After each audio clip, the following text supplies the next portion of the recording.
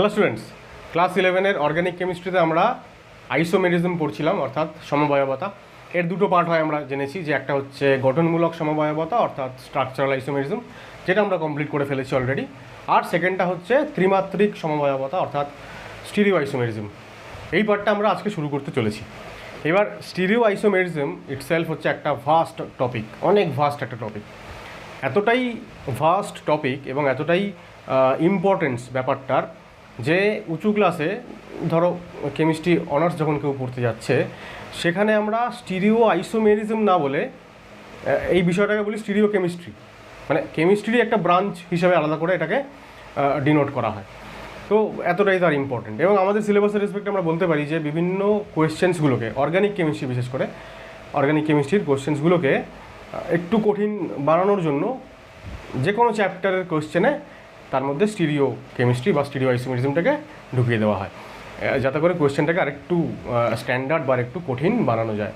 তো এতটাই হচ্ছে এই পার্টিকুলার টপিকটার ইম্পর্টেন্স, এবং সেই কারণেই অনেকেরই আর কি এই টপিকটা বুঝতে অনেক সমস্যা হয়। আমরা খুব ধীরে সুস্থে যাতে কনসেপ্টটা বেসিক যাতে কনসেপ্টটা ক্লিয়ার হয় সেই মতন করে আমরা এগোবো। তো এখানে প্রথমে বলছি যে stereo isomerism deals with three dimensional structures of molecules. যে কোনো মলিকিউল, মানে অণুর, অর্গানিক মলিকিউল বলছে না কিন্তু, অর্থাৎ স্টিরিও আইসোমেরিজমটা স্ট্রাকচারাল আইসোমেরিজমের মতোই কেবলমাত্র অর্গানিক মলিকিউলগুলোর মধ্যে সীমাবদ্ধ নয়, ইনঅর্গানিক মলিকিউলের মধ্যে আমরা দেখতে পাই।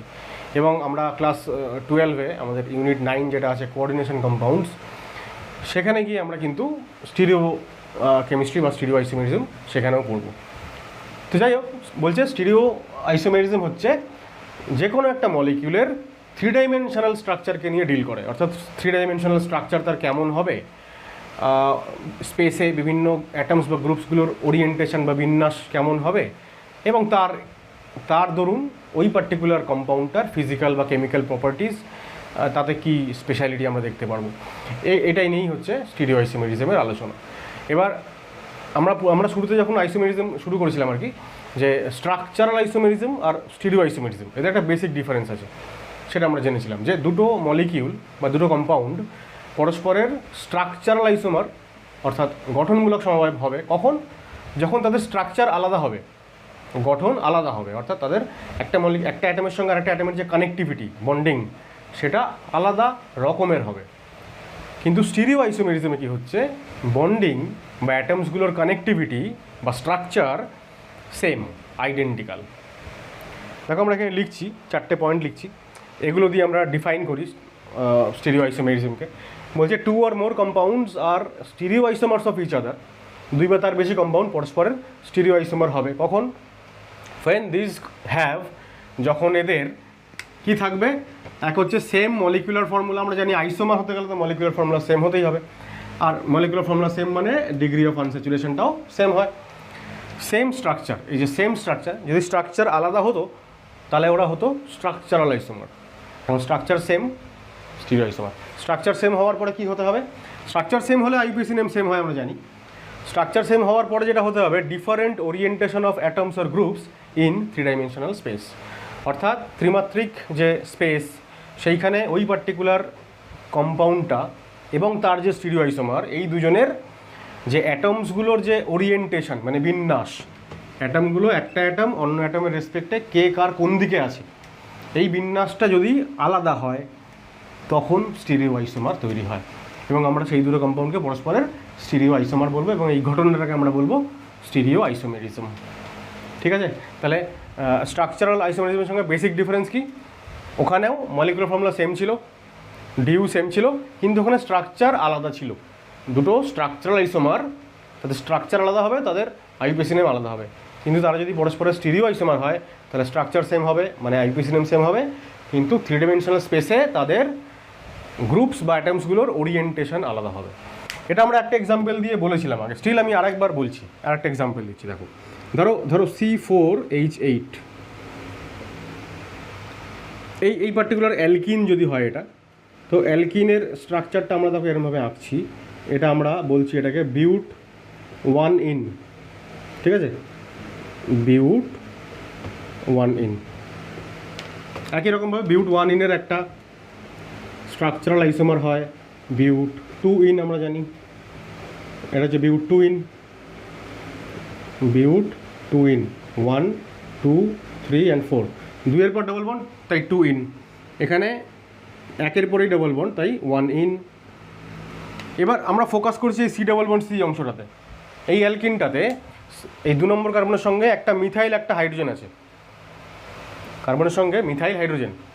এখানে দেখো 2 নম্বর কার্বনের সঙ্গে কি আছে, ইথাইল হাইড্রোজেন। তাহলে এই যে মিথাইল আর এখানে যে ইথাইল আলাদা আলাদা হয়ে গেল।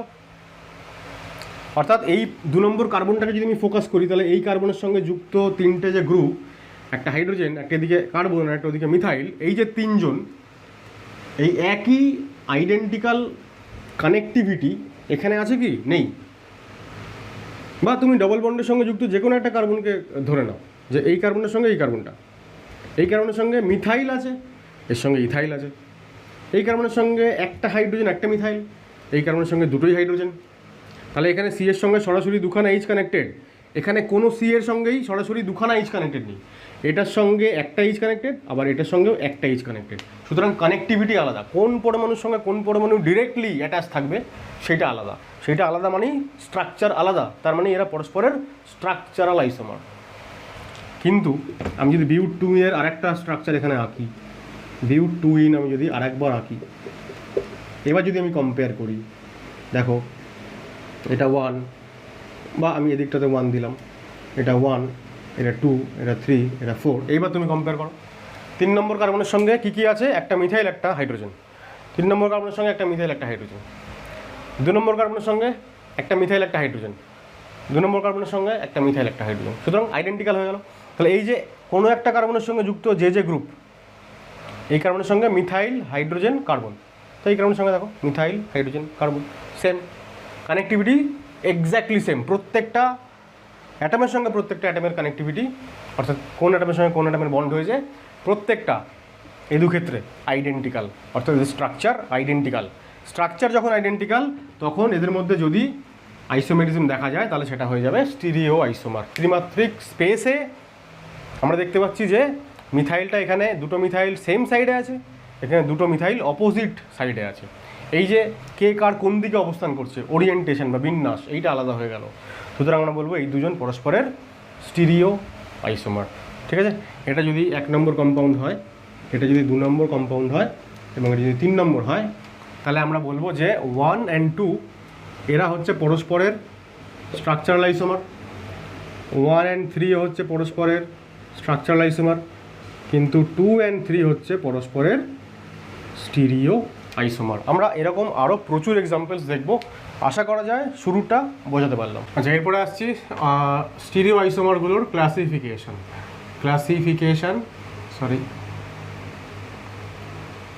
অর্থাৎ এদের শ্রেণী বিভাগ। তো ক্লাসিফিকেশনটা অ্যাকচুয়ালি 2 রকমভাবে করা যায়, একই ব্যাপার। কি হয়, স্টিরিও আইসোমারটা বেসিক্যালি 2 রকমের হয়। একটাকে আমরা বলি কনফিগারেশনাল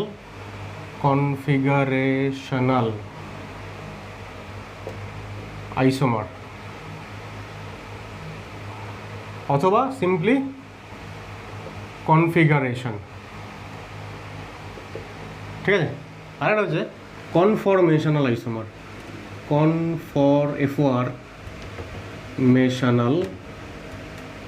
কনফরমেশনাল isomers or simply conformation। ঠিক আছে, স্টিরিও আইসোমার 2 রকমের হয়, কনফিগারেশন আর কনফরমেশন। এই দুটোর স্পেশালিটি কি? কনফরমেশন কাদের বলা হয়? কনফরমেশনগুলো হচ্ছে আমরা বলি নন আইসোলেবেল, আর এইগুলোকে আমরা বলি আইসোলেবেল। আইসোলেবেল কথাটার মানে হচ্ছে যাদেরকে আলাদা করা যায়, যাদেরকে আইসোলেট করা যায়। কনফিগারেশনগুলোকে বা কনফিগারেশনাল আইসোমারকে আইসোলেট করা যাবে, যে দুটো কম্পাউন্ড পরস্পরের কনফিগারেশনাল আইসোমার তাদেরকে আলাদা করা যাবে, আলাদা তাদের এক্সিস্টেন্স আছে। কিন্তু কনফরমেশন অর্থাৎ কনফরমেশনাল আইসোমার যদি হয় কম্পাউন্ড এ এবং বি, তাদের পরস্পরের থেকে সেপারেট করা যাবে না, আলাদা করা যাবে না, একটা মিক্সচারের মধ্যেই ওদের সারা জীবন থাকতে হবে। তাহলে আইসোলেট যেহেতু করা যাচ্ছে না, তাই এদেরকে নন আইসোলেবল বলে, এবং এই কারণে এদেরকে অনেক সময় যে এরা ট্রু আইসোমার নয় এরকম বলা হয়। যেহেতু আলাদা করে এদের কোনো অস্তিত্ব নেই, দুটো কম্পাউন্ড যদি পরস্পরের কনফার্মেশন হয় বা কনফার্মেশনাল আইসোমার হয়, তাদের আলাদা করে কোনো অস্তিত্ব পাওয়া যায় না। একটা কম্পাউন্ডে একটা পার্টিকুলার পাত্রের মধ্যেই যদি আমি কম্পাউন্ড এ রাখি, তাহলে ওটা নিজে থেকেই চেঞ্জ হয়ে যাবে এবং কম্পাউন্ড বিতে পরিণত হয়ে যাবে, অর্থাৎ এ আর বির মিক্সচার একসঙ্গে পাবো, আইসোলেট করা যাবে না। এদের আলাদা আলাদা স্বাধীন অস্তিত্ব আছে, অর্থাৎ ট্রু আইসোমার হচ্ছে কনফিগারেশনগুলোই, অর্থাৎ কনফিগারেশনাল আইসোমারগুলোই। এইবার এই কনফিগারেশনাল আইসোমারটাকে যখন আমরা ফার্দার ক্লাসিফাই করি, এইটার ক্ষেত্রে আমরা এবার দেখি যে মানে দুটো মত আছে একই রকম। প্রথমে একটা মত বলি। একটা মতে কনফিগারেশনাল আইসোমার দু রকমের হয়। একটা হচ্ছে এনানশিওমার, এস মানে একটা প্লুরাল, তাই এনানশিওমারগুলোকে অনেক সময় বলা হয় মিরর ইমেজ আইসোমার। আরেকটা হচ্ছে diastereo isomer, dia stereo isomer, ঠিক আছে। এদেরকে বলা হয় non mirror image isomer. Mirror image মানে কি?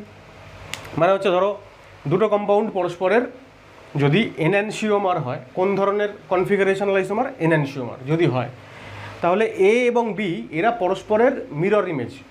মানে এ কম্পাউন্ডটাকে যদি আমি আয়নার সামনে রাখি, তাহলে আয়নায় ওর যা ইমেজ অর্থাৎ প্রতিবিম্ব দেখা যাবে, বি কম্পাউন্ডটা হচ্ছে সেটাই। আমরা বলি যে এক কম্পাউন্ড এ যদি একটা অবজেক্ট হয়, একটা বস্তু হয়, তাহলে বি হবে তার মিরর ইমেজ অর্থাৎ প্রতিবিম্ব। বস্তু প্রতিবিম্ব সম্পর্ক আছে যাদের মধ্যে, সেই রকম যদি স্টিরিও আইসোমার বা কনফিগারেশনাল আইসোমার হয়, তখন আমরা তাদের বলি এনানশিওমার। আমরা ডিটেলে পড়বো এগুলো পরে। আর যদি দুটো কম্পাউন্ডের মধ্যে পরস্পরের মধ্যে কোনো মিরর ইমেজ রিলেশনশিপ না থাকে, কম্পাউন্ড এ এবং বি তারা পরস্পরের স্টিরিও আইসোমার কনফিগারেশনাল, কিন্তু একটাকে যদি আয়নায় প্রতিফলিত করি, আয়নায় তার প্রতিবিম্ব যদি দেখি, তাহলে সেই প্রতিবিম্বটা বি কম্পাউন্ডের মতন হবে না, ম্যাচ করবে না। তাই জন্য আমরা বলি যে নন মিরর ইমেজ আইসোমার। এবার এনানশিওমার ফার্দার দু রকমের।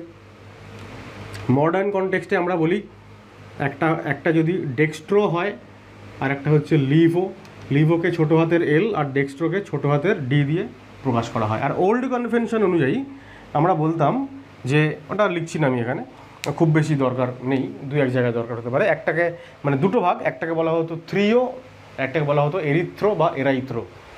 তো আমরা এই টার্মগুলো নিয়ে চলবো। আর ডায়াস্টিরিও আইসোমার আবার দু রকমের হয়। একটা হচ্ছে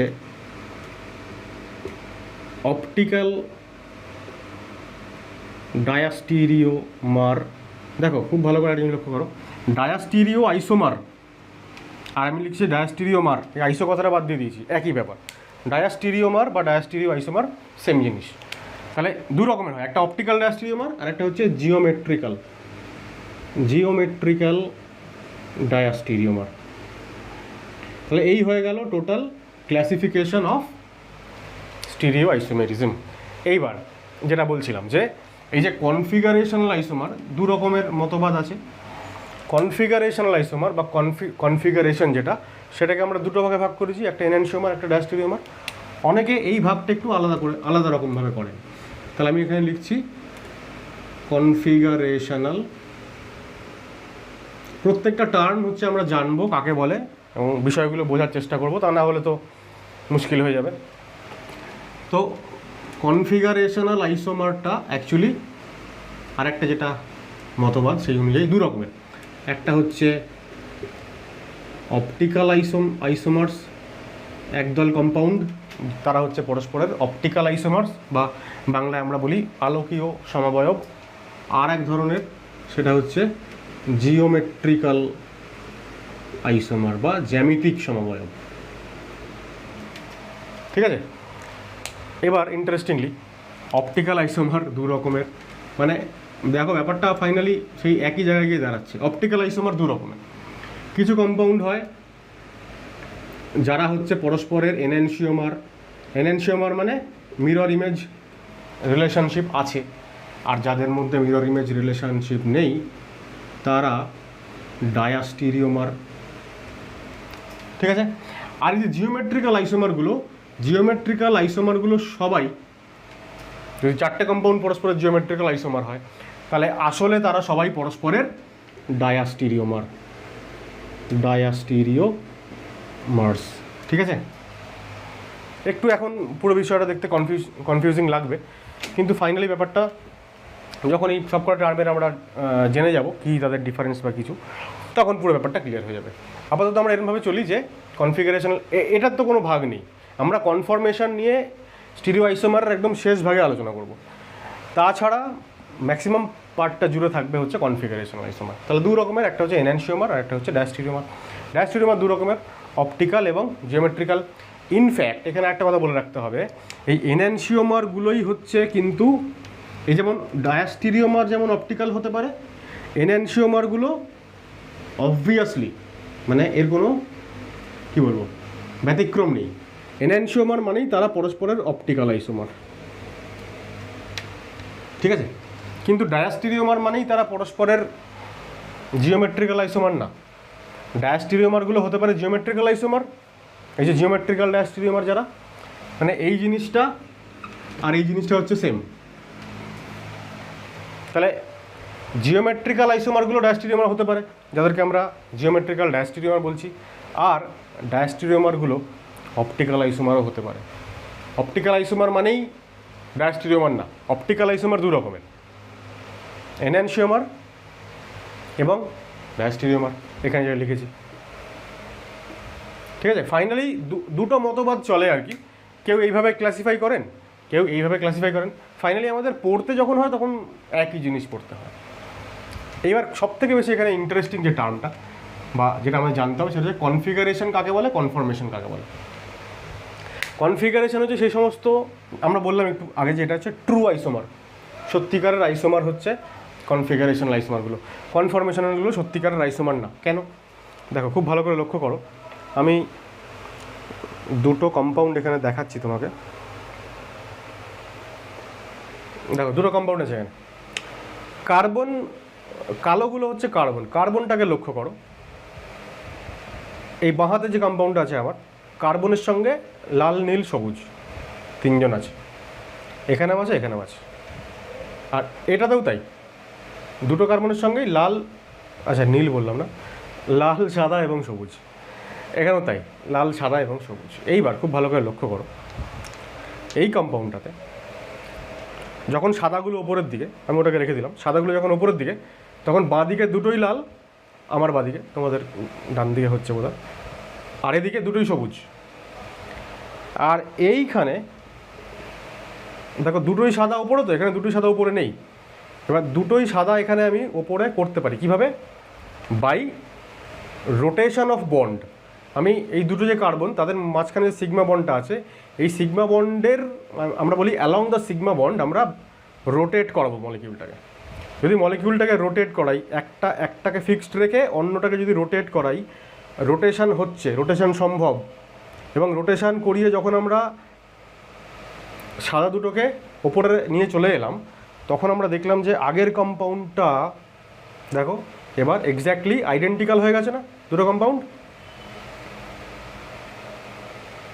এরও বাঁদিকে সবুজ ডান দিকে লাল, এরও বাঁদিকে দুটো সবুজ ডান দিকে দুটো লাল, অর্থাৎ এই দুজন পরস্পরের মানে আইডেন্টিক্যাল, মানে সেম হয়ে গেল, তো এক্স্যাক্টলি একই জিনিস হয়ে গেল।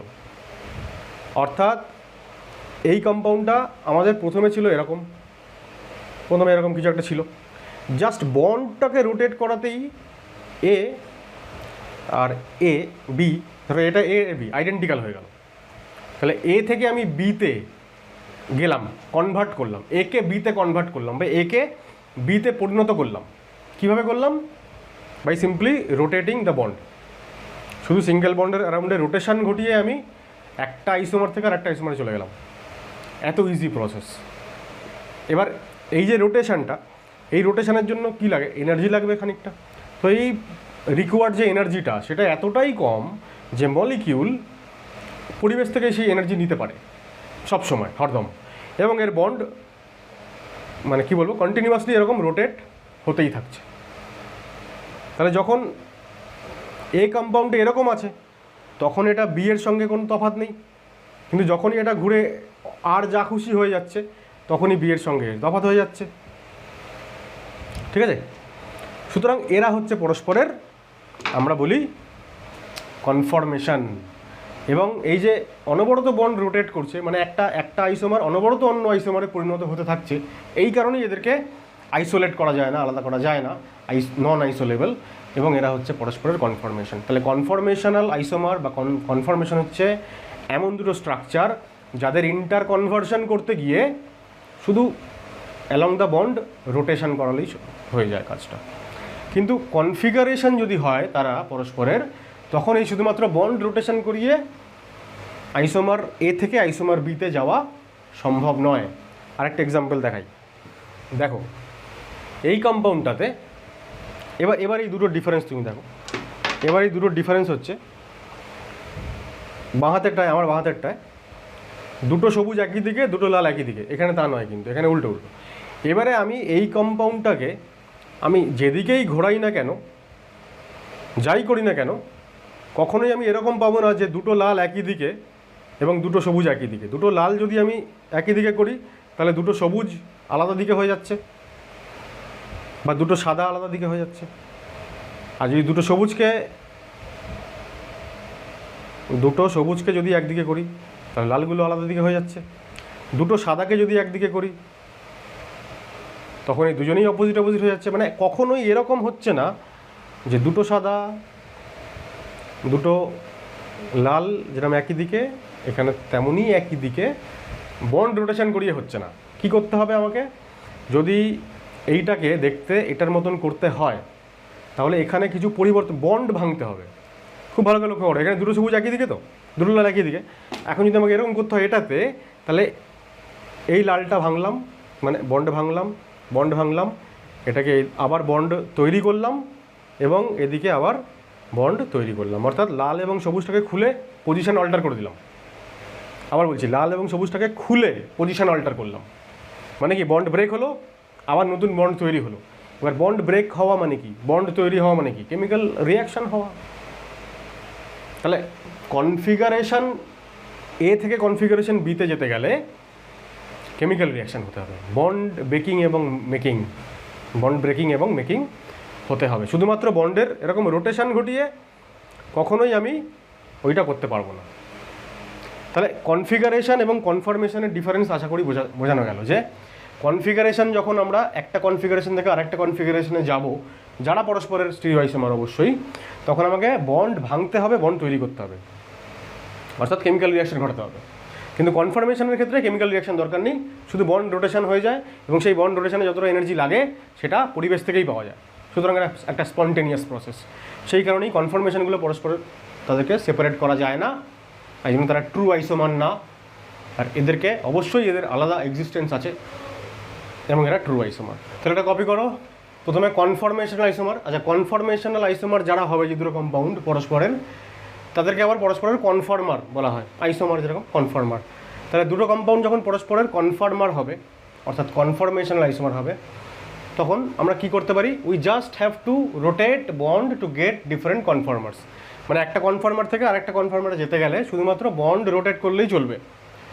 ইন্টার কনভার্টিবিলিটি এনার্জি ব্যারিয়ার, অর্থাৎ এই যে ইন্টার কনভার্সন হচ্ছে, একটা কনফর্মারকে আমরা কনভার্ট করে আরেকটা কনফর্মারে যে যাচ্ছি, ইন্টার কনভার্সন যেটা হচ্ছে, এই ইন্টার কনভার্সনের জন্য একটা এনার্জি ব্যারিয়ার বা শক্তিজনিত একটা বাধা আছে, যেটাকে অতিক্রম করতে হয়, তবেই আমরা একটা কনফর্মার থেকে আরেকটা যেতে পারি। তো এই শক্তিজনিত যে বাধা বা এনার্জি ব্যারিয়ার কি বলছে, ইজ ভেরি লো, 3 থেকে 5 কিলো ক্যালোরি পার মোল, এতটাই কম ইন্টার কনভার্টিবিলিটি এনার্জি ব্যারিয়ার। ফলে এই ব্যারিয়ার ক্রস করা খুব একটা কঠিন নয়, and can be managed from environment itself. This is why they cannot be separated. এই জন্যই একটা থেকে আরেকটা কনফর্মার খুব সহজেই আমরা কনভার্ট করতে পারি, এবং এই জন্য এদেরকে অনবরত যেহেতু এটা ঘটতে থাকে তাই এদেরকে আর সেপারেট করা যায় না, এরা নন আইসোলেবল। আর কনফিগারেশনাল আইসোমারগুলো হচ্ছে বলছে we have to break and reform bonds, bond ভাঙতে হবে, নতুন বন্ড বানাতে হবে, to convert one isomer to another. একটা কনফিগারেশনাল আইসোমার থেকে আরেকটা কনফিগারেশনাল আইসোমারে যেতে গেলে বন্ড ব্রেক করতে হবে, বন্ড নতুন বন্ড তৈরি করতে হবে। কনফিগারেশনাল আইসোমার্স আর আইসোলেবল, এদেরকে আলাদা করা যায়। That is they can be isolated from their mixture থেকে এদেরকে আলাদা সেপারেট করা যায়। কেন? As their inter কনভার্টিবিলিটি energy barrier is very high. এদের একটা থেকে অন্যটাতে কী বলবো, কনভার্ট করতে গেলে একটা কনফিগারেশনাল আইসোমার থেকে অন্য কনফিগারেশনাল আইসোমারে যেতে গেলে যতটা এনার্জি লাগে সেইটা এনভায়রনমেন্ট থেকে ম্যানেজ হয় না, সেটা বাইরে থেকে দিতে হয় এনার্জি, এবং সেই বাইরে থেকে এনার্জি পাওয়ার পরে তাদের বন্ড ব্রেক করে নতুন বন্ড তৈরি হয়, অর্থাৎ কেমিক্যাল রিয়াকশন হয়, এবং আমরা একটা কনফিগারেশনাল আইসোমার থেকে আরেকটায় যেতে পারি। সুতরাং এদের ইন্টার কনভার্টিবিলিটি এনার্জি ব্যারিয়ার খুব হাই, এটা নর্মালি মানে এমনি এমনি হয় না, তাই এদেরকে আলাদা আলাদা করে সেপারেট করা যায়। একটা এক্সাম্পল দেখাই, দেখো দুটো কম্পাউন্ড নিয়েছি আমরা একটু আগে বিউট 2 দুটো আইসোমার দেখলাম, যারা পরস্পরের আমরা বলছিলাম যে স্টিরিও আইসোমার। তো দেখো মাঝখানে দুটো কার্বন আছে, দুটো নীল একই দিকে আর দুটো সাদা একই দিকে, আর এখানে উল্টোটা, মানে দুটো নীল এবং দুটো সাদা পরস্পরের মানে ডায়াগোনালি আছে। তাহলে আমরা বলছি যে এই দুটো নীল একই দিকে রয়েছে, মানে কার্বন কালোগুলো যদি কার্বন হয় তাহলে কার্বনের রেসপেক্টে একই দিকে, ওপরের দিকে। এরা আলাদা দিকে, অর্থাৎ ওরিয়েন্টেশন আলাদা বলে এরা পরস্পরের স্টিরিও আইসোমার বলছিলাম এতক্ষণ। এইবার দেখো আমরা যেমন এক্ষেত্রে দুটো কার্বন আছে, একটাকে ফিক্সড রেখে আরেকটাকে আমরা বন্ডের রোটেশন করাতে পারছি। বন্ডের রোটেশন করিয়ে একটা থেকে অন্য আইসোমারে গেলাম, একটা কনফার্মার থেকে অন্য কনফার্মারে গেলাম বাই রোটেটিং বন্ড অনলি। সেই জিনিসটা এইখানে করা যাবে না, ঠিক আছে? আমাকে যদি এটার মতন দেখাতে হয় তাহলে যদি আমি এইটাকে ঘোরাতে পারি, এটাকে যদি ঘোরাই ধরো এইভাবে বা এইভাবে যেভাবেই হোক, তাহলে সাদাটা যদি উপরে চলে যায় তাহলেই দুটো সাদা একই দিকে দুটো নীল একই দিকে হয়ে যাবে, ঠিক আছে? আমি যদি এটাকে ঘোরাতে পারি তাহলে দুটো সাদা একই দিকে হয়ে যাবে, দুটো নীল একই দিকে হয়ে যাবে, মানে এটার মতন দেখতে হয়ে যাবে। কিন্তু সেটা এখানে করা যাবে না, এটা আমি ঘোরাতে পারছি না, দেখো আটকে যাচ্ছে না। এখানে যেমন সিঙ্গেল বন্ড ছিল, সিঙ্গেল বন্ডে আমি ফ্রিলি রোটেট করতে পারছিলাম, এইখানে ডাবল বন্ড মানে একটা সিগমা একটা পাই, এখানে রোটেট করাতে পারছি না, আটকে যাচ্ছে। একটাকে ধরে আরেকটা রোটেট করতে গেলে আটকে যাবে, মানে বেশি জোর দিতে গেলে ভেঙে যাবে এখান থেকে। অর্থাৎ এবার এটা যদি আমি একটু ভালো করে বোঝাতে চাই তাহলে দেখো, যখন আমরা এটা এখান থেকে বোঝানোর চেষ্টা করছি, এই দুটো ধরো অ্যাটম, এটা একটা পি অরবিটালে দুটো লোব, এটা দুটো লোব, তাহলে এদের মধ্যে ল্যাটারাল ওভারল্যাপিং হবে, পাশাপাশি ওভারল্যাপ হয়ে এখানে পাই বন্ড তৈরি হবে। এবার যদি আমি এটাকে ঘোরাতে চাই, যদি এই ধরো এতটা ঘুরিয়ে দিলাম, তাহলে কী হলো, এই লোবের সঙ্গে এই লোবের ডিস্টেন্স বেড়ে গেল। এখন অ্যাঙ্গুলার ডিস্টেন্স যদি বেড়ে যায় তাহলে এখানকার ইলেকট্রন ক্লাউড এবং এখানকার ইলেকট্রন ক্লাউড, এদের মধ্যে যে ওভারল্যাপিংয়ের যে কী বলবো এক্সটেন্ট মানে মাত্রা, সেটা কমে গেল, তাই না? সমান্তরাল থাকলে তাহলে ওভারল্যাপিং ভালো হবে। এবার যত আমি এটাকে ঘোরাচ্ছি তত ওভারল্যাপিংয়ের মাত্রা কমতে যখন এই লোব এবং এই লোব পরস্পরের একদম পারপেন্ডিকুলার হয়ে যাবে, 90 ডিগ্রি অ্যাঙ্গেল হয়ে যাবে, তখন আর এর সঙ্গে এর কোনো কানেকশান নেই, এটার সঙ্গে এটার কোনো কানেকশান নেই, মানে ওভারল্যাপ জিরো হয়ে গেল, অর্থাৎ বন্ড ব্রেক হয়ে গেল, পাই বন্ডের আর অস্তিত্ব রইল না। তাহলে যখনই আমি পাই বন্ডের রেসপেক্টে দুটো সিস্টেম, দুটো পরমাণু যাদের মধ্যে একটা পাই বন্ডও আছে, এই অবস্থায় যদি আমি এদেরকে ঘোরাতে চাই, মানে বন্ড জাস্ট রোটেট করিয়ে আমি একটা আইসোমার থেকে অন্য আইসোমারে যেতে পারবো না, তার আগে বন্ড ব্রেক করে যাবে। আর বন্ড ব্রেক করে যদি একটা থেকে অন্য আইসোমারে যেতে হয় তখন তারা পরস্পরের কনফিগারেশন হয়ে যাবে, তাই না? আমি যদি বন্ড ব্রেক করি, এই দুটো বন্ড ধরো ব্রেক করলাম এবং বন্ড রিফর্ম করলাম এইভাবে, তাহলে আমরা এবার দেখবো যে এর সঙ্গে আগের যে আইসোমারটা সেটা এবার আইডেন্টিক্যাল হয়েছে। তাহলে আইডেন্টিক্যাল হওয়ানোর জন্য বন্ড ব্রেকিং এবং নিউ বন্ড ফরমেশন এই দুটো করাতে হচ্ছে মানেই এই বিউট 2 যে দুটো আইসোমার, এরা পরস্পরের কনফিগারেশনাল আইসোমার, ঠিক আছে? এইবার এতটুকু জেনে নেওয়ার পরে আমি যেটা একটা কথা বলতে চাই সেটা হচ্ছে, আমরা কনফিগারেশনাল আইসোমার তো পড়বো। কনফিগারেশনাল আইসোমারের সেকেন্ড যে টাইপ অফ দুটো ক্লাসিফিকেশান বললাম, যে একটা হচ্ছে অপটিক্যাল আইসোমার আর একটা হচ্ছে জিওমেট্রিক্যাল আইসোমার, আমরা এই ক্লাসিফিকেশান ধরে চলবো। প্রথমেই আমরা কনফিগারেশনাল আইসোমারকে একটা এনানশিওমার একটা ডায়াস্টেরিওমার যে ভাগটা বাদিকে করে রেখেছিলাম ওইভাবে যাব না, এইভাবে গেলে আমাদের পড়তে সুবিধা হবে। তাহলে এবার আমরা এখন শুরু করব এই জিআই বা জিওমেট্রিক্যাল আইসোমার নিয়ে। অপটিক্যাল আইসোমার নিয়ে আমরা এই মুহূর্তে আলোচনা করছি না, আমাদের আলোচনা এখন শুরু হবে জিওমেট্রিক্যাল আইসোমার নিয়ে। দেখো, জিওমেট্রিক্যাল আইসোমারের মধ্যে প্রথমেই আমাদের যেটা জানতে হবে, একটা খুবই গুরুত্বপূর্ণ কোয়েশ্চেন যেটার উপরে বেস করে জিওমেট্রিক্যাল আইসোমারটা দাঁড়িয়ে আছে, সেটা হচ্ছে যে rotation along a sigma bond is allowed. আমরা একটু আগেই দেখলাম যে সিগমা বন্ডের অ্যালং এ সিগমা বন্ড রোটেশনটা অ্যালাউড, কিন্তু while rotation along a pi bond is restricted or forbidden, মানে নট অ্যালাউড। আমরা দেখলামও যে পাই বন্ডের এগেনস্টে রোটেশন লকড, রোটেশনটা অ্যালাউড না। এটা কেন হয়? তার কারণ হচ্ছে, দেখো এখানে বলছে যে sigma bond is formed by head on overlap between two orbitals. দুটো অরবিটালের হেড অন ওভারল্যাপ হচ্ছে। তো দেখো, আমি যদি এরভাবে দেখাতে চাই, ধরো এইটা একটা অ্যাটম, তার পি অরবিটাল, এটার একটা অ্যাটমের পি অরবিটাল। এবার এদিন হেড অন যখন ওভারল্যাপ হয় তখন পাই বন্ড সিগমা বন্ড তৈরি হচ্ছে। এবার এই দুটো মিলিয়ে হয়ে গেল সিগমা বন্ড। এইবার এইখানে যদি রোটেশন হয়, যদি রোটেশন এইভাবে হতে থাকে, তাহলে এদের যতটুকু অংশের মধ্যে ওভারল্যাপ হয়েছে সেই ওভারল্যাপিং রিজিয়নটার যে ভলিউম সেটা কিন্তু অল্টার হচ্ছে না, সেটা একই থাকছে। ফলে এক্সটেন্ট অফ ওভারল্যাপ, মানে ওভারল্যাপিংয়ের মাত্রাটা পাল্টাচ্ছে না, সুতরাং কোনো সমস্যা হচ্ছে না, তাই রোটেশন অ্যালাউড। সেখানে বলছি যে formed by head-on overlap of two orbitals and rotation does not affect extent of overlapping. এই রোটেশনের ফলে এক্সটেন্ট অফ ওভারল্যাপিংটা, মানে অভিলেপনের যে মাত্রাটা সেটা কোনোভাবেই ক্ষতিগ্রস্ত হচ্ছে না, তার ফলে রোটেশন অ্যালাউড। কিন্তু পাই বন্ডে কী হচ্ছে, আমরা একটু দেখলাম যে পাই বন্ডে দেখো এখানে আমরা লিখছি যে ল্যাটারাল আর সাইড ওয়াইজ ওভারল্যাপ হচ্ছে, পাশাপাশি ওভারল্যাপ হচ্ছে। আচ্ছা, ওভারল্যাপ হচ্ছে হাফ, বলছে pi bond lateral overlap of orbitals occur, কী লিখেছি এখানে, হাফ হবে, হাফ অর্ধেকটা হচ্ছে ইন্টারনিউক্লিয়ার অ্যাক্সিসের ওপরে, half above the internuclear axis and half below, তাই তো? অর্ধেক ওপরে ওভারল্যাপ হচ্ছে, অর্ধেক নিচে হচ্ছে। এবার যেই রোটেশন হচ্ছে এবং পারপেন্ডিকুলার হয়ে যাচ্ছে যখন দুটো অরবিটাল, তখনই বন্ডটা কমপ্লিটলি ব্রেক হয়ে যাচ্ছে, রোটেশন মানে ওভারল্যাপিংয়ের এক্সটেন্ট তখন জিরো হয়ে যাচ্ছে। তা বলছি যে as soon as the bond starts rotating it gets vanished as both p orbitals come perpendicular to each other. যখনই দুটো অরবিটাল পরস্পরের পারপেন্ডিকুলার পজিশনে আসছে তখন পাই বন্ডটাই ব্রেক হয়ে যাচ্ছে। বন্ড ব্রেকিং হয়ে যাচ্ছে মানেই সিস্টেমটার আর কোনো এক্সিস্টেন্স থাকছে না। সুতরাং সিস্টেমের যদি এক্সিস্টেন্স বজায় রাখতে হয় তাহলে এই পাই বন্ডের এগেনস্টে মানে রোটেশনটা করানো যাবে না, রোটেশনটা রেস্ট্রিক্টেড বা forbidden.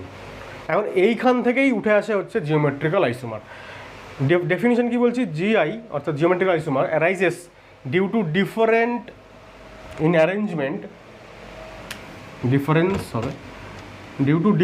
Arrangement of groups present on a restricted rotation system. Restricted rotation system মানে কি? মানে এমন সিস্টেম যেখানে এমন একটা অংশ আছে যাদের মধ্যে, যে দুটো অ্যাটমের মধ্যে রোটেশনটা রেস্ট্রিক্টেড।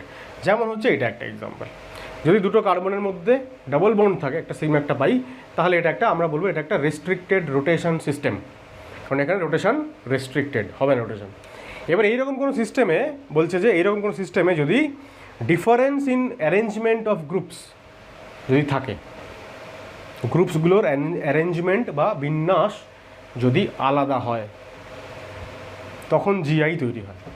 খুব ইম্পর্ট্যান্ট একটা এখানে আমরা ব্র্যাকেটে লিখে রেখেছি শর্ত আর কি, কোনো একটা কম্পাউন্ড তার জিআই দেখাবে কি না, যে এই কম্পাউন্ডটা জিওমেট্রিক্যাল আইসোমার দেখাবে না, অর্থাৎ এর আরেকটা জিওমেট্রিক্যাল আইসোমার আছে না নেই, সেটা ডিপেন্ড করবে কার উপরে। শর্তটা কি? সেই কন্ডিশনটা হচ্ছে এইটা, যে different groups must be present on both the atoms between which the rotation along A bond is restricted. বলছে দুটো অ্যাটম, বোথ দ্য অ্যাটম এখানে কোনটা? দুটো carbon atom CC, between which যে দুটোর মধ্যে রেস্ট্রিকশনটা রেস্ট্রিক্টেড আছে, এই দুটো কার্বনের মধ্যে রেস্ট্রিকশন আছে, রোটেশন হচ্ছে না। তো এই দুটো কার্বনের সঙ্গে বলছে যে different groups must be present on both the atom. এই দুটো কার্বনের উপরই ডিফারেন্ট ডিফারেন্ট গ্রুপ থাকতে হবে। এই কার্বনের সঙ্গে কী কী গ্রুপ আছে, দুটো, একটা দেখতে পাচ্ছি নীল, একটা সাদা, দুটো ডিফারেন্ট বোঝা যাচ্ছে। আবার এই কার্বনের সঙ্গেও দুটো ডিফারেন্ট। এখন এই দুটো এটা এটা নীল সাদা, এটা নীল সাদা না হয়ে লাল, হলুদ, সবুজ, কালো যা খুশি হতে পারত, ঠিক আছে। অর্থাৎ দুটো অ্যাটম যাদের মধ্যে রোটেশনটা রেস্ট্রিক্টেড, সেই দুটো অ্যাটমে যে গ্রুপগুলো যুক্ত আছে তারা পরস্পর আলাদা হবে। এটার সঙ্গে এটা আলাদা হবে এবং এটার সঙ্গে এটা আলাদা হবে। দেখো এখানে লিখেছি যে examples of restricted rotation systems. কিছু রেস্ট্রিক্টেড রোটেশন, মানে যে সিস্টেমে রোটেশনটা restricted, rotation around pi bond বা হোয়াট এভার এলস রেস্ট্রিক্টেড, সেই রকম কতগুলো সিস্টেমের নাম আমরা জেনে নেব এবং যেগুলোকে আমরা পরে সেপারেটলি পড়বো যে তাদের মধ্যে জিআই আছে বা নেই সেটা চেক করবো আমরা। তো তার আগে এক্সাম্পলগুলো দেখে নিই। প্রথম এক্সাম্পল হচ্ছে দেখো সি ডবল বন্ড সি। এখন এই সি ডবল বন্ড সি কীরকম হতে পারে দেখ, কী বললাম, যে দুটো অ্যাটমের মধ্যে রোটেশন রেস্ট্রিক্টেড সেই দুটো অ্যাটমের সঙ্গে যে গ্রুপগুলো যুক্ত থাকবে তারা পরস্পর আলাদা হবে। আমি তিনটে ছবি আগে এঁকে নিই, তারপরে বলছি। দেখো এখানে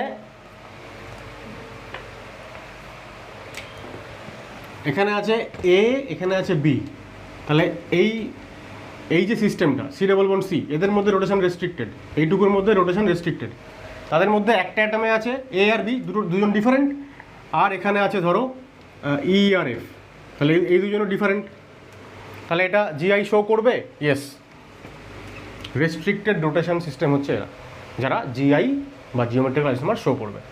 এখন এটা ইএফ হলে, যদি এটাও ইএফ হয় তাহলেও জিআই শো করবে। কেন? কারণ এই কার্বনের সঙ্গে যুক্ত দুটো গ্রুপ ই আর এফ পরস্পর আলাদা, আবার এর সঙ্গে যুক্ত দুটো গ্রুপ ই আর এফ পরস্পর আলাদা। এখানেও এর সঙ্গে যুক্ত দুটো গ্রুপ এ আর বি আলাদা, এর সঙ্গে যুক্ত দুটো গ্রুপ ই আর এফ আলাদা। যদি এরকম হতো যে এখানে এ, এখানে এ, ঠিক আছে, এখানে বি, এখানে সি, তাহলে এই কার্বনের সঙ্গে যুক্ত বি আর সি পরস্পর আলাদা, কিন্তু এই কার্বনের সঙ্গে যুক্ত এ আর এ সেম হয়ে গেল, তাহলে এ জিআই শো করবে না। ক্লিয়ার? তাহলে এই হচ্ছে এক ধরনের restricted system C double bond C.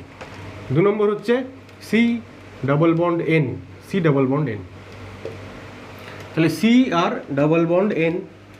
এখন সি এর সঙ্গে যুক্ত দুটো গ্রুপ, ধরা যাক একটা এ একটা বি, আলাদা হয়ে গেল। নাইট্রোজেন কটা বন্ড করে জেনারেলি? তিনটে। তো ধরো এখানে কিছু একটা আছে, ধরো একটা ই বলে গ্রুপ আছে।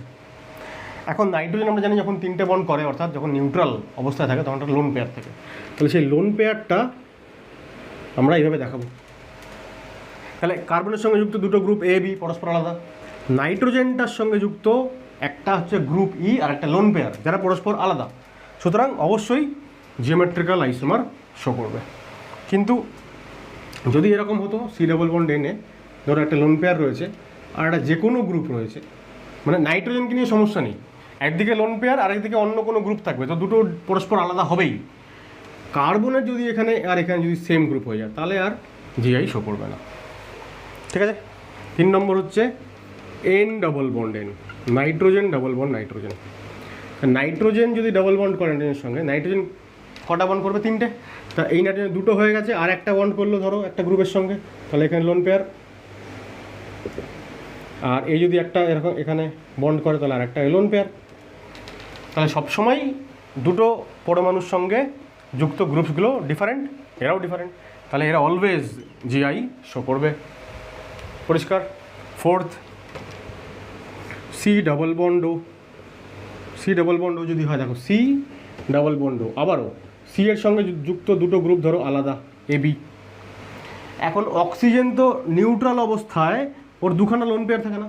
দুখানা লোন পেয়ার থাকে, তাহলে অক্সিজেনের একটা লোন পেয়ার, একটা লোন পেয়ার। তাহলে আমরা বলতে পারি যে কার্বনের এখানে দুটো গ্রুপ পরস্পর এ আর বি পরস্পর আলাদা হোক, এ এবং এ হোক আলাদা, সেম যাই হোক না কেন, কখনোই এ জিআই শো করবে না, কারণ অক্সিজেনের সঙ্গে দুটোই লোন পেয়ার সেম। কিন্তু যদি ব্যাপারটা এরকম হতো যে সি ডাবল বন্ড ও, ধরো এখানে এ এখানে বি, দুটো গ্রুপ পরস্পর ডিফারেন্ট, আর এখানে অক্সিজেনটা যদি পজিটিভলি চার্জ হতো, পজিটিভলি চার্জ নিউট্রাল অক্সিজেনের তো দুটো লোন পেয়ার, তাহলে যদি পজিটিভলি চার্জ হয় মানে একটা লোন পেয়ার ছেড়ে দিয়েছে, এই অবস্থায় মাত্র একটাই লোন পেয়ার আছে, আর একটা বন্ড কিছু থাকলো, ঠিক আছে। পজিটিভলি চার্জ যখন, তখন তিনটে বন্ড থাকবে। তাহলে এইবার আমরা দেখতে পাচ্ছি কার্বনের সঙ্গে যুক্ত দুটো গ্রুপ পরস্পর আলাদা, অক্সিজেনের সঙ্গে যুক্ত দুটো গ্রুপ পরস্পর আলাদা। এবার এটা অবশ্যই জিআই শো করবে। তাহলে জিআই শো করার জন্য যদি সি ডবল বন্ড ও সিস্টেম হতে হয় তাহলে অক্সিজেনটাকে পজিটিভলি চার্জড হতে হবে, ঠিক আছে। এই হয়ে গেল চারটে। 5 নম্বর হচ্ছে দেখো, পাই বন্ড থাকলেই আমার ধারণা হয় অনেকে যে পাই বন্ড থাকলেই সেটা সিস্টেমটার রোটেশন রেস্ট্রিক্টেড, ফলে সেটা মানে জিওমেট্রিক্যাল আইসোমার দেখাবে। কিন্তু জিওমেট্রিক্যাল আইসোমার দেখাবে কখন? যখন দুটো গ্রুপ পরস্পর আলাদা হবে, ঠিক আছে। যাদের মধ্যে রেস্ট্রিকশন রয়েছে, রোটেশন হচ্ছে না, সেই দুজনকেই ডিফারেন্ট গ্রুপ রাখতে হবে। এখন যদি আমি কোনো অ্যালকাইনের কথা ভাবি, alkyne C triple bond C, এদের মধ্যেও রেস্ট্রিকশন আছে, রোটেশন হবে না, কিন্তু এই কার্বনের সঙ্গে যুক্ত কটা গ্রুপ আছে? একটাই গ্রুপ আছে, দুটো গ্রুপ তো নেই। আর আমরা কন্ডিশনে কি লিখে রেখেছিলাম যে যাদের মধ্যে রেস্ট্রিকশন রয়েছে, রোটেশন অ্যালাউড নয়, তাদের প্রত্যেকটা atom, both the atom must have 2 different groups. কিন্তু এর তো দুটো গ্রুপের থাকতেই পারবে না, তাহলে তো কার্বনের ভ্যালেন্সি 4 থেকে বেড়ে 5 হয়ে যাবে, যেটা সম্ভব নয়। তাহলে অ্যালকাইন সিস্টেম কখনোই জিআই দেখাতে পারবে না।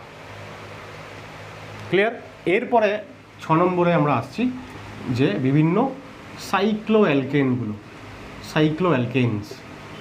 অ্যালকেনস মানে cyclopropane, cyclobutane, cyclopentane, cyclohexane etcetera. এরা জিআই জেনারেলি দেখায়। কিছু কন্ডিশন থাকতে পারে। কি কন্ডিশন? ওই যে কোনো দুটো অ্যাটমে 2 different groups must be present. দেখো আমি একটা এখানে এটা একটা রেখেছি। দেখো এটা একটা সাইক্লোপ্রোপেন, তাই না? 3টে কার্বন, সাইক্লোপ্রোপেন। এবার এখানে দেখো রেস্ট্রিকশন আছে, রোটেশন হবে না, যদিও সিঙ্গেল বন্ড। রেস্ট্রিকশন তো আছে, আমি রোটেট করতে পারবো না, রোটেট করতে গেলে বন্ডই ভেঙে যাবে। এইবার যে কোনো দুটো গ্রুপ, ধরো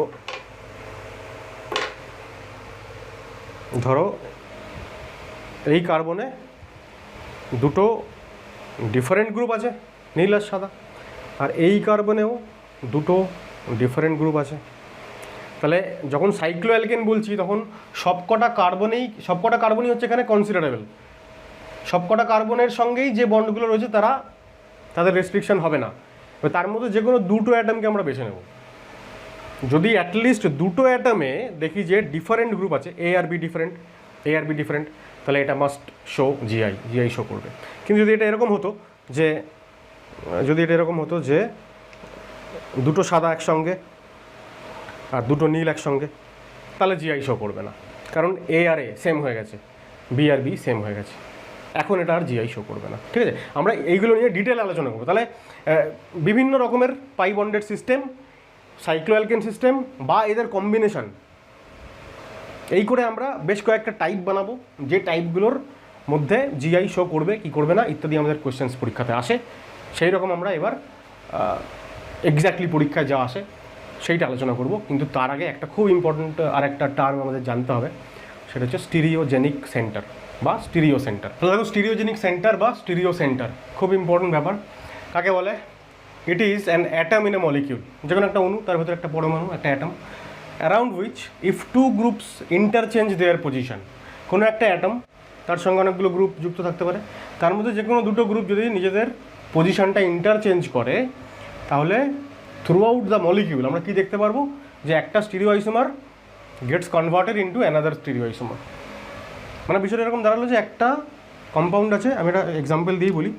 ধরা যাক এরকম আছে যে কার্বন আছে, কার্বনের 4টে বন্ড হয় আমরা জানি। তো ধরা যাক এখানে একটা মিথাইল আছে, একটা হাইড্রোজেন আছে, একটা ডয়টেরিয়াম আছে, আর একটা ধরো ব্রোমিন আছে। 4টে গ্রুপ আছে আলাদা আলাদা। এই অবস্থায় যে কোনো দুটো গ্রুপকে যদি আমরা ইন্টারচেঞ্জ করি, ঠিক আছে, it is an atom around which, কোনো একটা অ্যাটম হচ্ছে স্টিরিওজেনিক সেন্টার। এক্ষেত্রে অ্যাটম কোনটা? আমরা এই কার্বনটাকে সেই অ্যাটমটা ভাবছি, এই কার্বনটাকে, ঠিক আছে। আর স্টিরিওজেনিক সেন্টার যেটা হয় সেটাকে আমরা একটু এরকম স্টার সাইন দিয়ে দেখাই।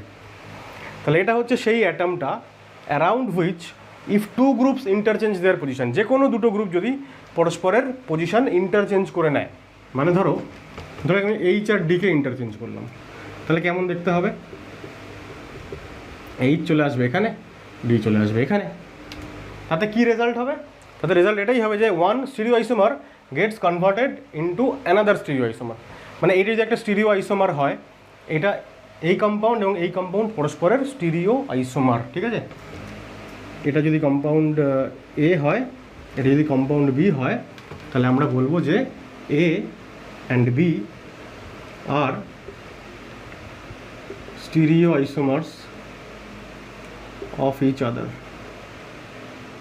মানে আমি উল্টো বললাম, বিষয়টা হচ্ছে এরকম যে দুটো গ্রুপ আমরা ইন্টারচেঞ্জ করলাম, করে যদি দেখা যায় যে এ এবং বি পরস্পরের স্টিরিও আইসোমার, তাহলে এই পার্টিকুলার সেন্টারটাকে আমরা বলবো স্টিরিও সেন্টার বা স্টিরিওজেনিক সেন্টার। এখন এই কম্পাউন্ডটা আর এই কম্পাউন্ডটা পরস্পরের স্টিরিও আইসোমার, সেইটা কী করে বুঝবো? সেইটা আমরা এই মুহূর্তে বুঝতে পারবো না, কারণ এরা হচ্ছে পরস্পরের এনানশিওমার বা অপটিক্যাল আইসোমার। আমরা আজকে শুরু করেছি জিওমেট্রিক্যাল আইসোমার, আমরা যখন অপটিক্যাল আইসোমার পড়বো তখন আমরা এটা একদম কনফার্ম হব যে এরা পরস্পরের স্টিরিও আইসোমার। আচ্ছা, এইখানে যে আমি স্টিরিও আইসোমার কথাটা লিখছি, এটা বলতে ভুলে গেছি। স্টিরিও আইসোমার মানে এরা হচ্ছে অবশ্যই কনফিগারেশনাল, ঠিক আছে। কনফরমেশন তো আমরা বললাম যে নন আইসোলেবল, সেপারেট করা যায় না, ওদের নিয়ে পরে আলোচনা হবে। তাহলে যখনই আমরা স্টিরিও আইসোমার কথাটা বলবো, তার মানে কনফিগারেশনাল আইসোমারের কথা বলা হচ্ছে। এবার কনফিগারেশনাল মানে করকম, দুরকম, আইদার অপটিক্যাল অথবা জিওমেট্রিক্যাল। সেইটার উপর বেস করে স্টিরিওজেনিক সেন্টার এটা আবার দুরকম, ঠিক আছে। স্টিরিওজেনিক সেন্টার এই পুরো বিষয়টা হচ্ছে দুরকম। একটাকে বলা হয় অপটিক্যাল সেন্টার আর কাইরাল সেন্টার। কি বলা হয়? Chiral centre. এটা কখন হয়? যখন স্টিরিওজেনিক সেন্টারটা একটা sp3 অ্যাটম হয়, sp3 অ্যাটম, ঠিক আছে। আমরা দেখতে পাচ্ছি এই ক্ষেত্রে এই কার্বনটা sp3, চারটে বন্ড কার্বনের সঙ্গে আছে, মানে কার্বন sp3, চারটে সিগমা বন্ড যদি থাকে, sp3, তাহলে এটা হচ্ছে একটা, আমরা বলবো কাইরাল সেন্টার। এই পার্টিকুলার কার্বনটাকে আমরা বলবো একটা কাইরাল সেন্টার বা অপটিক্যাল সেন্টার। অপটিক্যাল সেন্টার কেন নাম হলো? কারণ এই যে এ আর বি যারা হচ্ছে পরস্পরের স্টিরিও আইসোমার, এরা পরস্পরের কোন ধরনের স্টিরিও আইসোমার? পরস্পরের অপটিক্যাল আইসোমার, ঠিক আছে। একটা স্টিরিও আইসোমার আর একটা স্টিরিও আইসোমারে কনভার্ট হয়ে যাবে। এবার সেই দুজন যদি পরস্পরের অপটিক্যাল আইসোমার হয়, তাহলে ওই পার্টিকুলার স্টিরিওজেনিক সেন্টারটা হচ্ছে অপটিক্যাল সেন্টার বা কাইরাল সেন্টার। আর আরেকটা হচ্ছে জিওমেট্রিক্যাল সেন্টার। জিওমেট্রিক্যাল সেন্টার মানে কি বলবো তাহলে? একই রকম। তাহলে যদি একটা আইসোমার আর একটা আইসোমারে কনভার্ট হয়ে যায় এবং তারা যদি পরস্পরের জিওমেট্রিক্যাল আইসোমার হয়, তখন সেই পার্টিকুলার স্টিরিওজেনিক সেন্টারটাকে আমরা বলবো জিওমেট্রিক্যাল সেন্টার। এক্সাম্পল, ডেফিনিশনটা মুছে দিয়ে বলছি, দেখো খুবই সোজা একটা এক্সাম্পল। যে এক্সাম্পলটি নিয়ে এতক্ষণ কাজ করছিলাম সেটাই। তোমরা নিশ্চয়ই জেনেছো যে এই ধরনের যে কম্পাউন্ডগুলো, যেখানে আমরা দেখতে পাই যে আইডেন্টিক্যাল গ্রুপসগুলো একই দিকে থাকে, দুটো মিথাইল একই দিকে, দুটো হাইড্রোজেন একই দিকে, আমরা এদেরকে সিস আইসোমার বলি। আর এর যেটা জিওমেট্রিক্যাল আইসোমার বা কনফিগারেশনাল আইসোমার, সেটা হচ্ছে ট্রান্স। কনফিগারেশনাল আইসোমার দু রকমের, জিওমেট্রিক্যাল আর অপটিক্যাল, তাই তো। আরেকবার এখানে লিখি আমি, যদি এইগুলো আগেই লিখেছি, তবু প্রথমবার যেহেতু হচ্ছে একটু গুলিয়ে যাওয়ার চান্স থাকে, তাই আমি কোনো রিস্ক নিচ্ছি না। কনফিগারেশনাল আইসোমার দু রকম, অপটিক্যাল আর জিওমেট্রিক্যাল। আমরা আরেকভাবেও ডিফারেন্সিয়েট করেছিলাম যে এনানশিওমার এবং ডায়াস্টিরিও আইসোমার। যাই হোক, এবার এই দুজন হচ্ছে পরস্পরের কী ধরনের কনফিগারেশনাল আইসোমার? এরা পরস্পরের অপটিক্যাল আইসোমার না জিওমেট্রিক্যাল আইসোমার? এরা হচ্ছে পরস্পরের জিওমেট্রিক্যাল আইসোমার, জিআই, যেটা আমরা এখন আজকে পড়া শুরু করেছি। এরা পরস্পরের জিআই কেন, জিওমেট্রিক্যাল কেন? দেখো, যখনই আমরা স্ট্রাকচারাল আইসোমার পড়া শুরু করেছিলাম, আমরা বলেছিলাম যে বিভিন্ন যে ভাগগুলো আছে তাদের নামগুলো কীভাবে এসছে, ঠিক যে পয়েন্টে তাদের মধ্যে ডিফারেন্স। দুটো কম্পাউন্ডে যদি কোনো একটা ফাংশনাল গ্রুপের পজিশন আলাদা হয় তারা পজিশনাল আইসোমার, যদি ফাংশনাল গ্রুপটাই আলাদা হয় ফাংশনাল আইসোমার, যদি যদি প্যারেন্ট চেন বা যে সাইড চেন তাদের যদি লেন্থ আলাদা হয় চেইন আইসোমার। মানে ঠিক যে পয়েন্টে ডিফারেন্স সেইটার উপরেই ওই পার্টিকুলার আইসোমেরিজমটার নাম। তাহলে জিওমেট্রিক্যাল আইসোমার মানে জিওমেট্রি আলাদা হবে, অর্থাৎ এই দুটো কম্পাউন্ডে দেখো এই সি, এই যে এইচটা ধরো, এই এইচ থেকে এই সি এর যে ডিস্টেন্স, এখানে এইচ থেকে সি এর ডিস্টেন্স আলাদা হবে। এখানে এইচ আর এইচের যা ডিস্টেন্স, এখানে এইচ আর এইচের ডিস্টেন্স আলাদা হবে। এখানে এইচ সি সি যা অ্যাঙ্গেল, এখানে এই এইচ সি সি অ্যাঙ্গেল আলাদা হবে। অবশ্য অ্যাঙ্গেলটা এখানে আলাদা হচ্ছে না, যাই হোক। তো এই যে লেন্থ আলাদা হয়ে যাচ্ছে, কোনো কোনো ক্ষেত্রে অ্যাঙ্গেল আলাদা হয়, অর্থাৎ জিওমেট্রির মধ্যে একটা চেঞ্জ এসে যাচ্ছে। সেই কারণে এরা পরস্পরের জিওমেট্রিক্যাল আইসোমার। আমি বলছি যে এই কার্বনটা হচ্ছে একটা স্টিরিওজেনিক সেন্টার। কেন?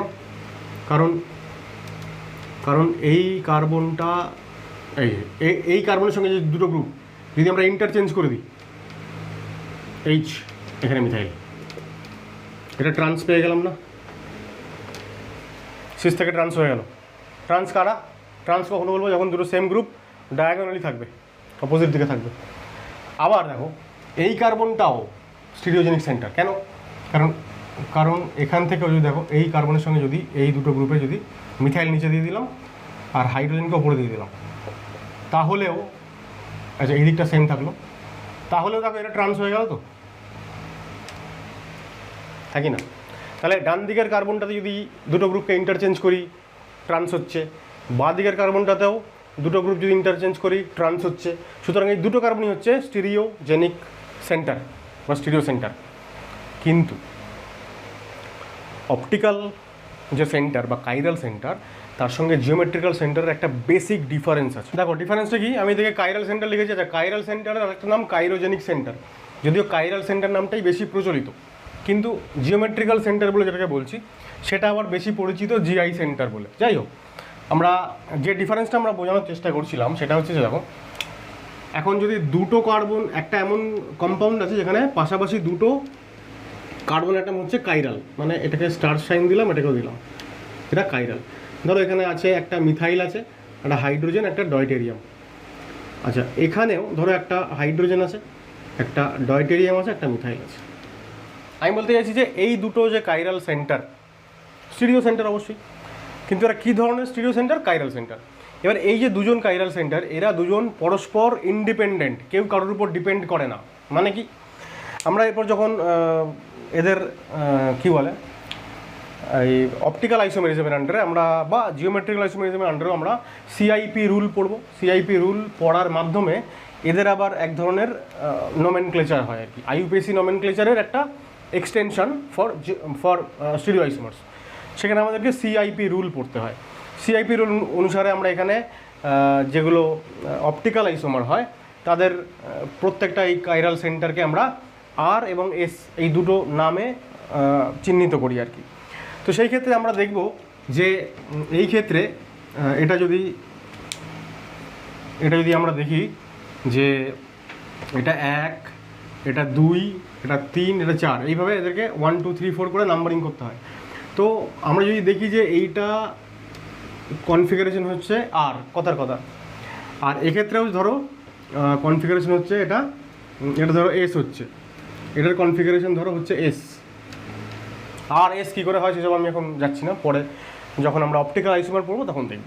আমি বলছি যদি এটা আর হয়, যদি এটা এস হয়, এইবার আমি কি বললাম যে যদি যে কোনো এক জোড়া গ্রুপ যদি আমি ইন্টারচেঞ্জ করি, ধরো ডি ওদিকে নিয়ে গেলাম, ডি আর এইচ ধরো চেঞ্জ করছি, এটা এইচ এদিকে হয়ে গেল, তাহলে এইটা করলে পরে এই যে পাশের যে সেন্টারটা, এখানে তো কোনো চেঞ্জ আমি করিনি, এখানে আমি কোনো চেঞ্জ করিনি, ফলে এই পাশের সেন্টারে কিন্তু এর যে কনফিগারেশন যেটা এস ছিল, এই এসটা কিন্তু হ্যাম্পার্ড হবে না, ঠিক আছে? পরস্পর এর সঙ্গে এর ডিপেন্ড করে না, ইন্ডিপেন্ডেন্ট। এর মতন ইন্টারচেঞ্জ হচ্ছে, এটা ইন্টারচেঞ্জ হয়ে গেলে এটা আর থেকে এস হয়ে যাবে, কিন্তু এর ক্ষেত্রে কোনো কিছু হ্যাম্পার্ড হচ্ছে না। তাই এখানে আমরা number of stereo centre count করব কত? 2 কাউন্ট করছি। কিন্তু জিআই সেন্টারের ক্ষেত্রে বা জিওমেট্রিক্যাল সেন্টারে কি হয়, যে এক্সাম্পলটা নিয়েছিলাম আমি সেটাই আরেকবার নিচ্ছি। আমি বলতে চাইছি যে এই যে এই যে স্টিরিও সেন্টারটা বা জিআই সেন্টারটা, এই সেন্টারে যে দুটো গ্রুপ যুক্ত আছে এদের যে রিলেটিভ পজিশন মানে পারস্পরিক যে অবস্থান, মানে মিথাইল ওপরে থাকলে এইচ নিচে থাকছে, এবং এই অবস্থায় আমরা এর নাম দিচ্ছি সিস, এর নাম দিচ্ছি সিস। আমি বলছি যে এই যৌগটাতে এই স্টিরিও সেন্টারের সঙ্গে যুক্ত যে দুটো গ্রুপ তাদের যে রিলেটিভ পজিশন, সেইটা এই স্টিরিও সেন্টারের সঙ্গে যুক্ত যে গ্রুপগুলো তার উপর ডিপেন্ড করে। কী করে ডিপেন্ড করে দেখো, যদি আমি এই স্টিরিও সেন্টারে যুক্ত গ্রুপ দুটোকে ইন্টারচেঞ্জ করে দিই, অর্থাৎ এইচ আর মিথাইল যদি করে দিই, আমি তো ডান দিকের কার্বনটাতে কিছু চেঞ্জ করিনি, এই কার্বনটাতে আমি কিছু চেঞ্জ করিনি, অথচ ওভারঅল কম্পাউন্ডটা ট্রান্স হয়ে গেল। এবার ট্রান্স হতে গেলে শুধুমাত্র একটা স্টিরিও সেন্টারকে ফোকাস করলে তো হবে না, ডবল বন্ডের রেসপেক্টে দুটো সেম গ্রুপ ডায়াগোনালি থাকছে, তাহলে আমাকে একে প্লাস একে দুজনকে কনসিডার করতে হচ্ছে, বা একে প্লাস একে দুজনকে কনসিডার করতে হচ্ছে। অর্থাৎ এর যে একটা স্টিরিও আইসোমার থেকে অন্য স্টিরিও আইসোমার তৈরি হচ্ছে, অন্য জিওমেট্রিক্যাল আইসোমার তৈরি হচ্ছে, সেই তৈরি হওয়াটার সময় কোনো একটা স্টিরিও সেন্টারে আমি যদি চেঞ্জ করি তাহলে সেটা অন্য স্টিরিও সেন্টারকেও এফেক্ট করছে বা অন্য স্টিরিও সেন্টারের উপরে ডিপেন্ড করছে। কেন ডিপেন্ড করছে? আমি চেঞ্জ করলাম এই কার্বনে আমি চেঞ্জ করেছি, এই কার্বনে চেঞ্জ করলে যদি এরকম হতো যে এই কার্বনে চেঞ্জ করলেই ট্রান্স হবে তাহলে একরকম, কিন্তু সেটা হয় না। কেন? কারণ এই কার্বনে চেঞ্জ করে আমি ট্রান্স বানাতে চাইছি, অ্যাট দ্য সেম টাইম যদি আমি এদিকের কার্বনটাতেও চেঞ্জ করে দিতাম তাহলে কী হতো? তাহলে তো এই স্টিরিও সেন্টারের যে চেঞ্জটা সেইটা তো আর এফেক্টিভ হতো না, সেটা কার্যকরী হতো না, কারণ উল্টো দিকেও আমি চেঞ্জ করে দিয়েছি, সুতরাং ওটা আবার সিস হয়ে যেত। তা বলতে চাইছি যে একটা স্টিরিও সেন্টারের সঙ্গে যুক্ত যে দুটো গ্রুপ তাদের যা ওরিয়েন্টেশন, এই ওরিয়েন্টেশনটা এরকম এবং এটা এরকম বলে এটার নাম সিস হয়েছে। তো এই সিস হওয়ার জন্য শুধুমাত্র এই স্টিরিও সেন্টারের সঙ্গে যুক্ত গ্রুপ দুটো দায়ী নয়, সঙ্গে অন্যরাও দায়ী, যেহেতু অন্যের উপর ডিপেন্ড করছে। একটা স্টিরিও সেন্টারের কনফিগারেশন অন্যের উপর ডিপেন্ড করছে, তাই জন্য এরা পরস্পর স্বাধীন নয়, এরা ইন্ডিপেন্ডেন্ট নয়, একটা অন্যের উপর ডিপেন্ডেন্ট। সেই কারণে এই দুটো স্টিরিও সেন্টারকে মিলিয়ে আমরা কাউন্ট করি, যে আমরা এটা বলি যে এরা হচ্ছে একটা স্টিরিওজেনিক ইউনিট। এখন সেন্টার বলবো না, বোঝানো গেল কি বললাম? এখন কেন এখানে স্টিরিওজেনিক সেন্টার দুটো, যদি এখানে বলে যে স্টিরিওজেনিক আমরা সেন্টার দুটো কিন্তু ইউনিট একটা, এবারে ইউনিটের সিগনিফিকেন্স কী, তাৎপর্য কী? খুব ইম্পর্টেন্ট একটা কোয়েশ্চেন্স আসে বিভিন্ন এন্ট্রান্স পরীক্ষাতে, একটা এরকম কম্পাউন্ড দিয়ে দেবে যে এর কতগুলো স্টিরিও আইসোমার সম্ভব, এর কতগুলো জিওমেট্রিক্যাল আইসোমার সম্ভব। এবার সেই জিওমেট্রিক্যাল আইসোমারের সংখ্যা যখন আমরা কাউন্ট করতে যাই তার কিছু ফর্মুলা আছে, সেই ফর্মুলাতে আমরা যদি জিওমেট্রিক্যাল আইসোমার দেখি আর কি, তখন এই দুটো কার্বন যাদের মধ্যে হচ্ছে রেস্ট্রিকশন রয়েছে রোটেশনের, সেই দুটো স্টিরিও সেন্টারকে আমরা একটা স্টিরিওজেনিক ইউনিট হিসেবে কাউন্ট করে ফর্মুলায় ফেলি। তখন আর স্টিরিওজেনিক ইউনিট 2 বলবো না, ঠিক আছে? এখানে যেমন স্টিরিওজেনিক সেন্টারটাকে আমরা n দিয়ে কাউন্ট করি, এখানে আমরা বলবো n = 2, কারণ এটা এবং এটা পরস্পর ইন্ডিপেন্ডেন্ট, কিন্তু এখানে আমরা বলবো যে n = 1। বোঝাতে পারছি কি বলছি? তাহলে কাইরোজেনিক সেন্টার বা কাইরাল সেন্টার এবং জিআই সেন্টার উভয়েই হচ্ছে স্টিরিওজেনিক সেন্টার, কিন্তু উভয়ের মধ্যে ডিফারেন্স কি? কাইরাল সেন্টারে যে দুজন বা তারও বেশি যতগুলো কাইরাল সেন্টার থাকবে তারা প্রত্যেকে ইন্ডিপেন্ডেন্ট, এবং আমরা number of stereo isomer count করার সময় যখন ফর্মুলা ইউজ করব তখন প্রত্যেকটা স্টিরিও সেন্টারকে আমরা কাউন্ট করব। এখানে দুটো আছে তাই 2, কিন্তু এই ক্ষেত্রে আমরা একটা রেস্ট্রিক্টেড রোটেশন সিস্টেমকে আমরা একটা স্টিরিওজেনিক ইউনিট হিসেবে কাউন্ট করব। এইটা আমাদের পরে খুব কাজে লাগবে, তাই জন্য এটা এখন থেকে বলে রাখলাম। এবার স্টিরিওজেনিক সেন্টার কাকে বলে সেটা হলো, কিন্তু এইটা এই যে আমি যেটা বলছি যে ফর্মুলা ব্যবহার করে আমরা কাউন্ট করব, সেটা আমরা পরে শিখব। তার আগে আমরা শিখবো হচ্ছে যেটা বললাম যে বিভিন্ন রকমের যে সিস্টেমগুলো আছে রেস্ট্রিক্টেড রোটেশন সিস্টেম, সেইখানে তাদের বিভিন্ন স্ট্রাকচার আমরা দেখব, এবং কোনটা জিওমেট্রিক্যাল আইসোমার দেখাবে কোনটা দেখাবে না ইত্যাদি আলোচনা আমরা নেক্সট ডেতে কন্টিনিউ করব। তার আগে আজকে স্টিরিও সেন্টার সংক্রান্ত 2-4 কথা খালি লিখে নাও। তো দেখো বলছি, in chiral centre 1 sp3 hybridized atom is surrounded by 4 different groups or atoms. একটা sp3 অ্যাটম, তার চারদিকে 4টে গ্রুপ আছে। 2 অফ দেম, এই 4টে গ্রুপের মধ্যে যে কোনো দুটো exchanges their positions to get converted into other optical isomers. যখন এই 4টে অ্যাটমের মধ্যে বা 4টে গ্রুপের মধ্যে যে কোনো দুজন তাদের পজিশন এক্সচেঞ্জ করে, তখন আমরা একটা অপটিক্যাল আইসোমারের পরিবর্তে আরেকটা অপটিক্যাল আইসোমার পাই, অর্থাৎ স্টিরিও আইসোমার একটার জায়গায় আরেকটা পাচ্ছি। তো এই হয়ে গেল কাইরাল সেন্টার। আর in GI centre, rigid part মানে ডাবল বন্ড বা রিং কন্টেইনস 2 স্টিরিও সেন্টার, দুটো স্টিরিও সেন্টার থাকে। But since relative orientation of other groups attach to those 2 stereo saunters, এই স্টিরিও সেন্টারের সঙ্গে যুক্ত যে দুটো আলাদা আলাদা যে গ্রুপ আছে ডিফারেন্ট, তাদের যে রিলেটিভ ওরিয়েন্টেশন সেটা ডিপেন্ড অন ইচ আদার, একটা অন্যের উপর ডিপেন্ড করে। সেই জন্য কি বলছি যে we take this 2 stereo centres as 1 stereogenic unit. এই জন্য আমরা এই দুটো স্টিরিও সেন্টারকে একটা ইউনিট হিসাবে কনসিডার করি। But for chiral centres each one is 1 stereogenic unit. Chiral সেন্টারে আমরা দেখবো যে যতগুলো আমরা কাইরাল সেন্টার পাবো ততগুলোই হচ্ছে একটা unit. And we count total number of stereo isomers, total number of isomer আমরা কাউন্ট করি ফর্মুলা ব্যবহার করে, considering number of such units, কতগুলো এরকম ইউনিট আছে সেইটা উপর ডিপেন্ড করে আমরা ফর্মুলাতে বসাই এবং total number of stereo isomer count করি। খুব ইম্পর্টেন্ট এটা, যখন আমরা total number of stereo isomer count করব তখন আমরা আবার এই জায়গাটাতে ফিরে আসবো। তাহলে আজকের ভিডিও আমি এখানেই শেষ করছি। নেক্সট ভিডিওতে আমরা জিওমেট্রিক্যাল আইসোমার ইন ডিটেল আলোচনা করব। আজকের ভিডিও যদি ভালো লাগে অবশ্যই একটা লাইক করো আর নিজেদের বন্ধুদের সাথে শেয়ার করে দাও। দেখা হচ্ছে পরবর্তী ভিডিওতে। টাটা।